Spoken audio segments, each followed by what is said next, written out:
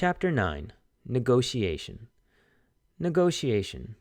Noun, a method of bargaining so that you can reach an agreement. Evan looked up from the marble track he was building when Jessie walked in the front door. She looked hot. She looked sweaty. She looked happy. Really happy. Like she'd just gotten an A+. Or like she'd just won a war. "What are you smiling for?" asked Evan, holding a marble at the top of the track. "No reason." Jessie put her hands on her hips and stared at Evan. She looked like one of those goofy yellow smiley faces, all mouth. "Well, quit looking at me, would you? It's creepifying. You look like you're going to explode or something." Evan dropped the marble into the funnel. It raced through the track, picking up speed around the curves. It passed the flywheel, sending the flag spinning, then fell into the final drop. When it reached the end of the track, it went sailing through the air like a beautiful silver bird, and fell short. The marble landed on the ground instead of in the bullseye cup. Evan muttered under his breath and adjusted the position of the cup.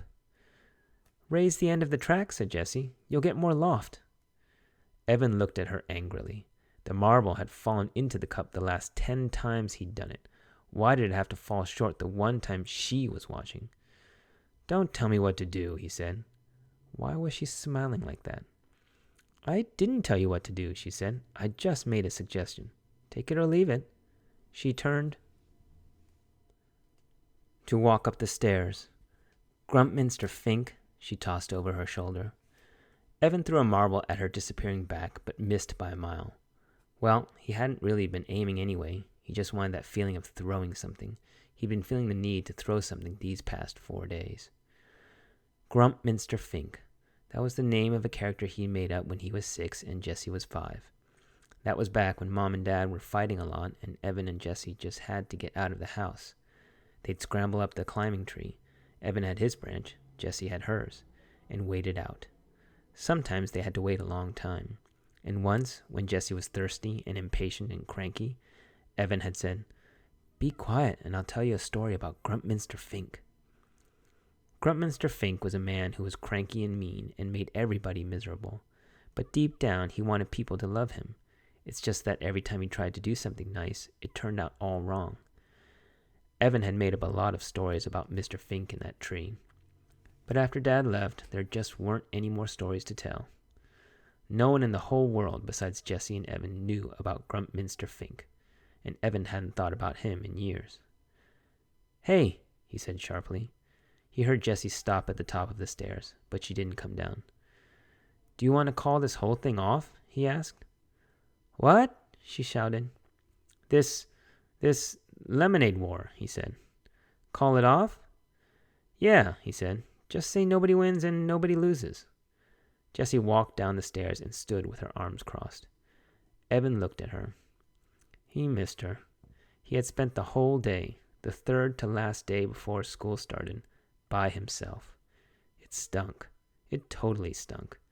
If Jessie had been around, and they hadn't been fighting with each other, they could have played air hockey or made pretzels or built a marble track with twice as many gizmos that launched the marble into the bullseye cup every time. Jessie was very precise. She was good at getting the marble to go into the cup. "What do you say?" he asked. Jessie looked puzzled. "I don't know," she said, frowning. "You see, Megan she..." Evan felt his face go hot. Megan Moriarty. Every time he thought of her, his throat got all squeezed and scratchy. It was like the allergic reaction he had if he accidentally ate a shrimp. "You told Megan Moriarty about everything?" he asked, feeling itchy all over. "No, well, what everything?" asked Jessie. Evan thought she looked like a fish caught in a net. "You did." And suddenly Evan knew exactly why Jessie had been smiling when she walked in the door, and why she didn't want to call off the war. She had done it. Again. She had figured out some way to show the world just how stupid he was. Like the time he'd come home with 100% on his weekly spelling quiz. The only time he'd ever gotten every word right, to find that Jessie had won a statewide poetry writing contest. He'd thrown his paper into the trash without even telling his mom. What was the point? Evan didn't know how, but somehow Jessie found a way to earn more than $103. She was going to beat him, and Megan Moriarty knew all about it, and she would tell everyone else. All the girls would know. Paul would know, and Ryan, and Adam and Jack. Scott Spencer would know. Can you believe it? He lost to his little sister, the one who's going to be in our class. What a loser. You know what? He said, pushing past her. Forget it. Just forget I said anything. The war's on. O-N. Prepare to die.